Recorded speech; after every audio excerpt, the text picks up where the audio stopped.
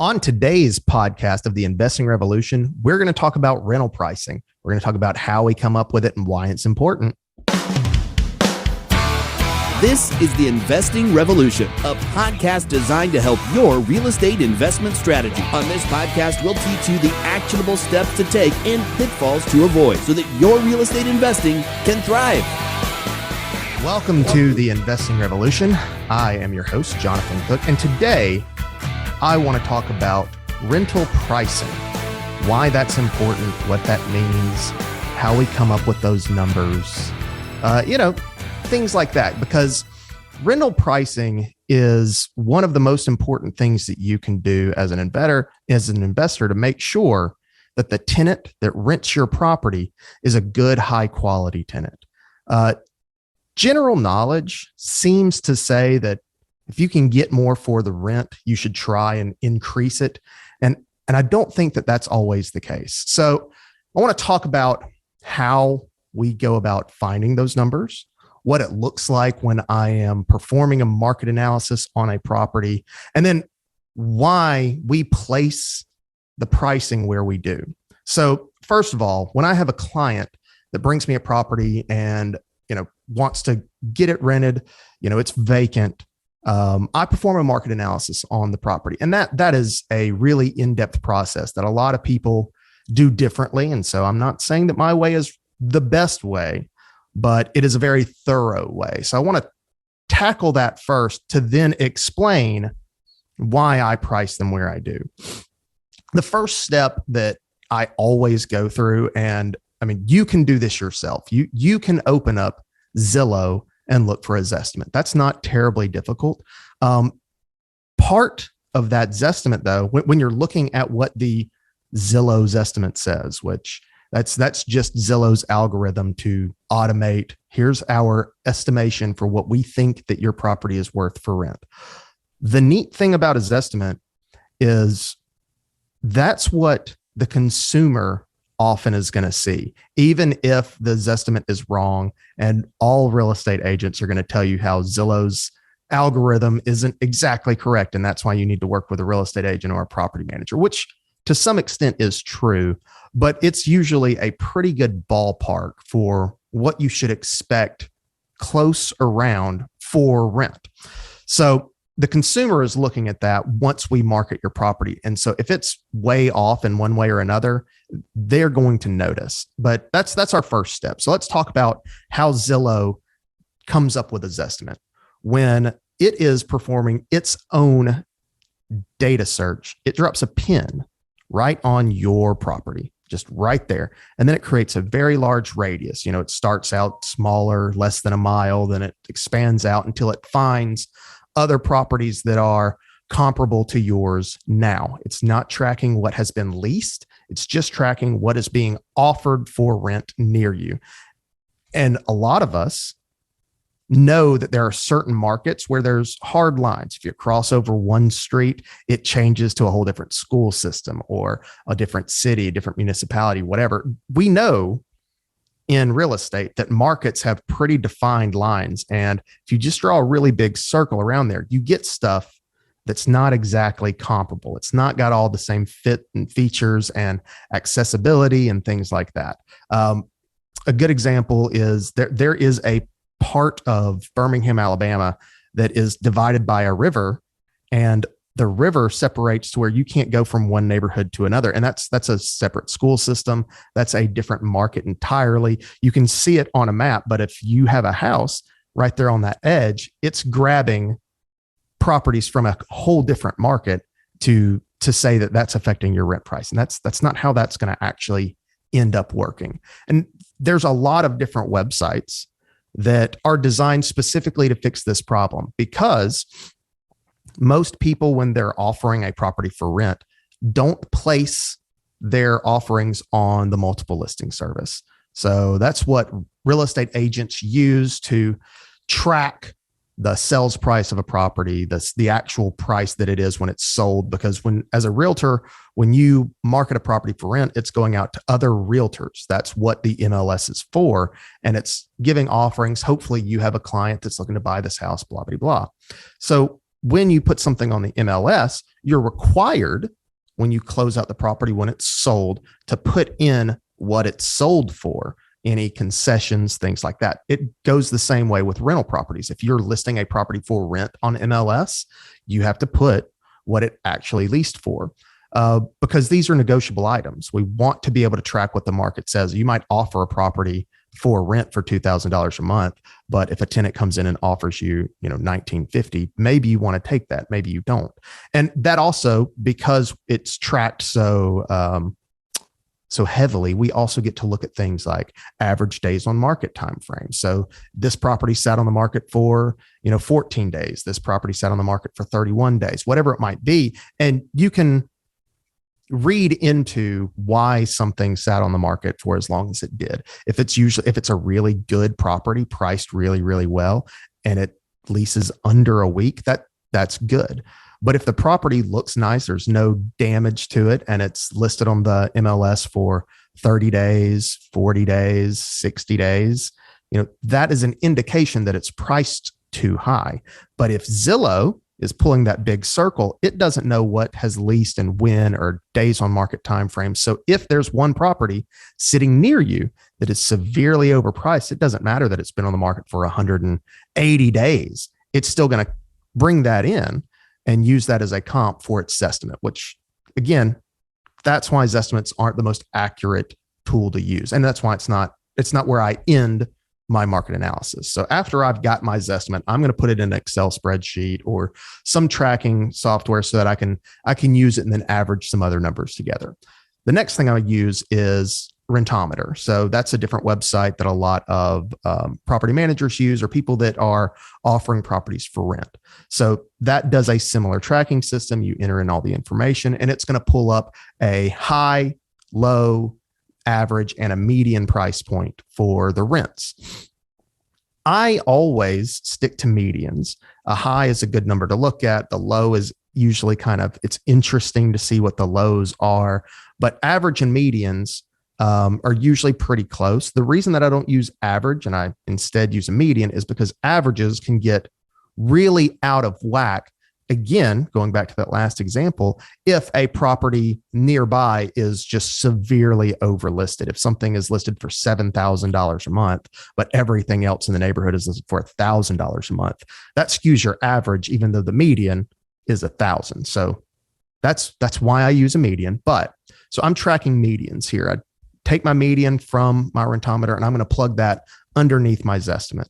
After that, I'm going to use a service called RentFacts Pro. It does a very similar search method. It gives me a lot of numbers and gives me, again, a high, low, median, and average. And I'm going to take the median, plug it right underneath there. And then I'm going to go to my MLS. Like I said, not everybody plugs their properties in on MLS for rent, but a lot of people still do. And when you look at your MLS tracking, it allows you to see what something started for rent and what something actually leased for. So you can see the history of that rental listing. And then separately on the MLS, it allows me to create a very specific map. So I can draw a map out when I'm looking at where my comps are going to come from. So when I'm looking at market research, I start with the most close in data that I can find.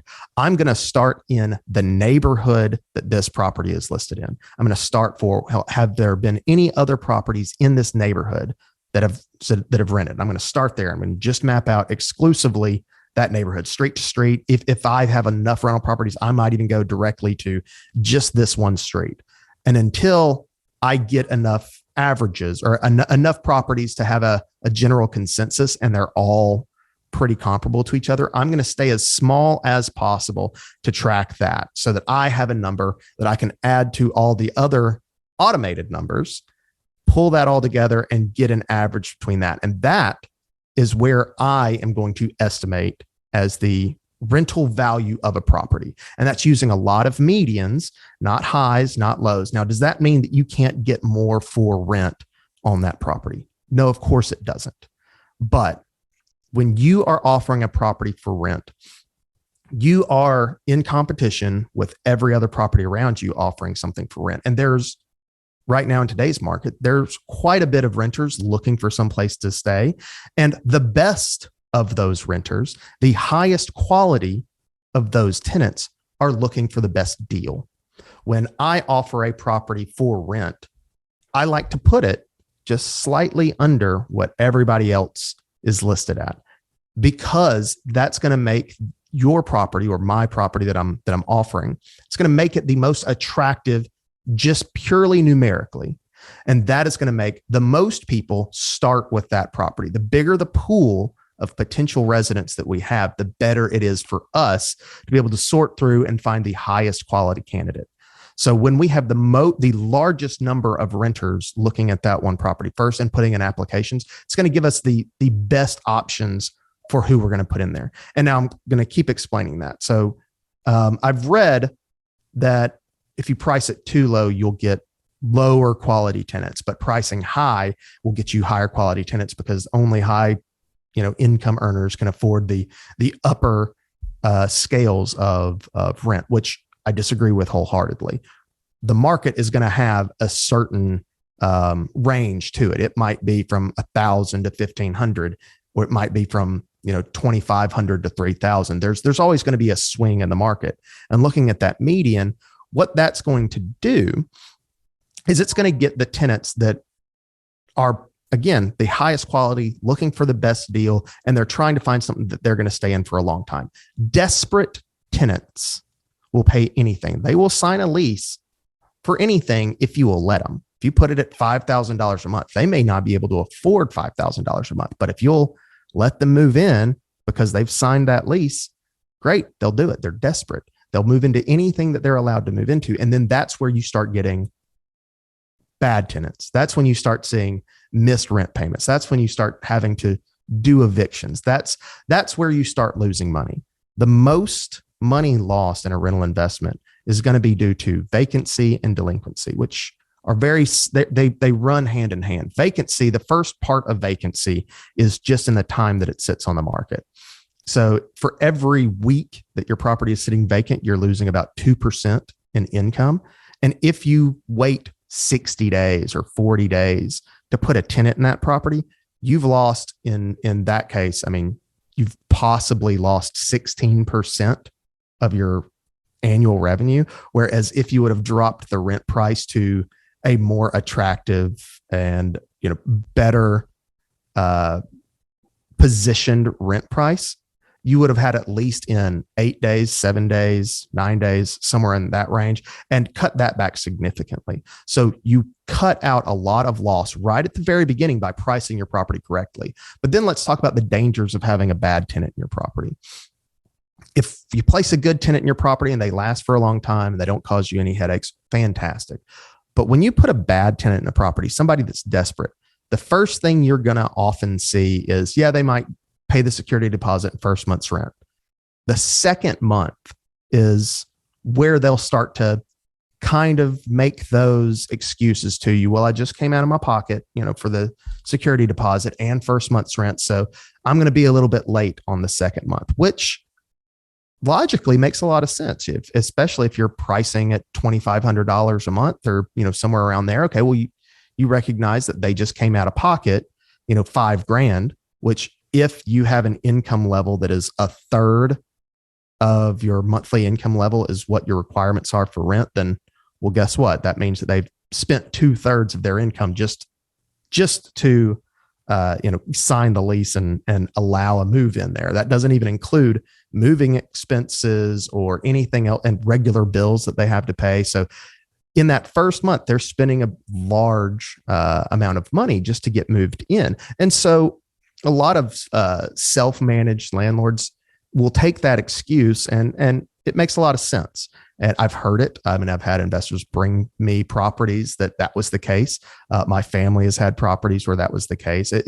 It's a good excuse. It makes sense. I just came out of pocket $5,000. I don't have the money to get you right this minute, but I'll pay you on the 15th or I'll pay you on the 20th or whatever excuses they come up with. That seems to make a lot of sense, and people allow that occasionally. Now we don't have people miss their second month in rent. There's a lot of reasons for that. And part of that is pricing properly. the third month after, they've paid their second month, maybe they get caught up, maybe they pay you on the first, but then those bad tenants, you start to see these little things to where they will make up for it and then slide back down, and they'll catch back up, and then they'll become a worse tenant. And it takes about a year to recognize that you have a really bad tenant in place. And now you've wasted a year. Maybe you've gotten, $50, $60, $100 more per month for rent, but now you've introduced all these headaches to your property, and they've spent the entire first month being late or being, not a great tenant to some degree or another. That's when you start seeing leasing violations. That's when you start seeing that these tenants aren't even really taking good care of your property. They're not doing their periodic reports like you want them to. That's when you start having a troubled tenant. And then once they get so far behind that they can't catch up, especially if you start tacking on late fees to it, it's going to start to become an antagonistic relationship. And as an investor, you want your tenant to be happy with where they're living. You want your tenant to be happy that you're their landlord. If we listen back to, my podcast episode about being an ethical landlord, part of that is making sure that your tenant is happy where they live, because the happier the tenant is, the longer they're going to stay in the property, and therefore the more money you're going to make. And so when you start getting these little antagonistic arguments, these, oh, well, I'm paying late, but you've got this property rented too high anyways, and blah, blah, blah, that's going to create not a great fit, because now you're butting heads. Now every little thing becomes an argument. Now the reason that they're not going to pay rent is because you didn't fix, the kitchen bathroom light flickers, or the fan in the bathroom doesn't work, or whatever little things that they can start nitpicking about your property. That's when they start doing them. Instead of putting in work orders, instead of asking you to repair them, they just say, well, I'm not going to pay rent until you fix X, Y, and Z. Now, some of those may be emergency situations, which you do need to fix in that case. Sometimes it's not, though. And that's the kind of battle that you're putting yourself up for, getting a low quality tenant. And pricing has a whole lot to do with finding that really high quality tenant. When you end up only having a tenant that lasts for a year, and that's how long it's taking you to recognize, man, I don't want to renew with this tenant. I want to move them out and put a better tenant in there. Well, if you've just spent 30 days or 60 days or whatever it is to find that really bad tenant, you put them in, and then you realize, well, now I've got to move them out and put a new tenant in there. That doesn't just mean that, all right, I've got a year's worth of income at a little bit higher price point, and maybe they weren't the best tenant, but hey, I got my money. It's usually not going to be worth it, because your vacancy on the front end, plus the fact that you're moving that tenant out, now you have vacancy again. Now you have turn cost on top of it. And if they're not paying on time, do you think they're taking really good care of your property? They're probably not. So when you take that property back over, you've got $2,000, $3,000 worth of, a turn on your hands. And yeah, there's a security deposit, but a security deposit has to be, argued for why, you're going to take X, Y, and Z out of it. That you're going to have regular maintenance on a turn anyways. You're going to have to clean it. You're going to have to do some stuff. There's a lot of stuff that a security deposit isn't necessarily going to cover, especially if they do more damage than what the security deposit was. You're in for a world of hurt putting a bad tenant in a property. That's ultimately the point here. And that's why pricing at a median and pricing at a good value is a very important aspect of listing your property, because that is going to set you up in the long run to make the most money, even if you price it a little bit below market median. I mean, I'm not talking about a lot. I'm talking $5, $10. $7 actually is a good number to go with. And I'll talk about that in a second. But when you price it slightly below, you're going to get the highest pool of the best quality tenants. You can sort through those, find the best one for you, and go. And those tenants, the best quality tenants that recognize they're getting a good deal on this property, not only are they going to pay on time, they can be able to afford it. They're going to keep much better care of your property. They're going to be happy that you're their landlord. They're going to stay for 1, 2, 3, 4, 5, 6 years. Who knows how long. They're going to stay a much longer period of time. And thus, in your annualized returns, when you're looking at this on a 3-year or a 5-year pro forma, the lower the vacancy you have in that time frame, the more overall return you have. And that directly increases your cash on cash return in those time frames. So that's what I'm talking about here. That's why that's so important. And the last thing that I want to kind of dive into with these rental pricing concepts is the actual number that you use. People often price in kind of the round numbers. I want it to end in a 5, I want it to end in a 0, 2000, or 2050, 25, 55, things like that. If you end in a 5 or a 0, that seems like a rounded up number. I love to price properties at exactly what those averages come out to. If the average, when I've looked at all my market value, comes back to, $2,547, that's where I want to put my price point. I like it to end in a 7. I like it to end in a 2. I like it to end in a 4, something that's not round, because it seems exact. When a consumer is looking at a product like a rental property, and it's got a very specific price point on it, and yet it's still within market norms, what that does mentally is it lets them know that, like, this has been calculated down to, the exact dollar. This is somebody that has put in effort to make sure that the market value on this is exact. And it adds a level of trust, and it adds a level of, justification to it, because they'll start walking through that property. They'll start looking at little things here and there and go, ooh, well, we've looked at 5 or 6 properties, and, that one had the banisters that looked like this, but this one right here, it's a little bit, this one is $3 less, but hey, look, it's still got all the same nice stuff, and it's $3. Yeah, they'll start to justify all the little reasons why your property has ended in a 7 or a 4 or a 2 or an 8 or whatever it happens to be. They'll start to justify that in their own head. And that will become the one that they just can't get out of their mind. That's the one that I want to rent. We looked at 5 or 6 properties, but that one, the one that ended in the 7, and they start calling them little nicknames and properties, which that's a whole different concept, that talking about the wow factor there, but they start nicknaming the properties, and that's what sticks in their head for, that's the property that I want. So there's a lot of little tricks that a really good property manager should be able to walk you through, and why you should price where you do, where they come up with those numbers, and trust the experts here. Too many times I have clients that call me, and, for the first 3/4 of the phone call or the discovery call, they're telling me that, I am a good investor. I'm not going to be a slumlord. I'm going to do all the things that you tell me to do because I want an expert property manager. I want somebody that really knows what they're doing, and I am willing to follow your advice. And that's, our ideal kind of client. And then when it comes to the rent price, and I tell them what the rent value is, that's when they want to argue with me and go, yeah, but do you think we can get a little bit more? Oh, do you think we can get a little bit more? Can we get just $50 more, $100 more? These are the numbers that I came up with. And it comes back to, where did you get your numbers from? Like, how much research do you do for a rental property? I'll tell you this. I study rental pricing for all of the markets that we're in on a daily basis. Every day I'm looking at the markets, trying to figure out where the best deals are, where the highest rents are per sales price. These are the things that I do every day to make sure that when I'm looking at market analyses that I'm right, because this is what my job is. If you come up with a rent price, that's great. You've started a good benchmark maybe.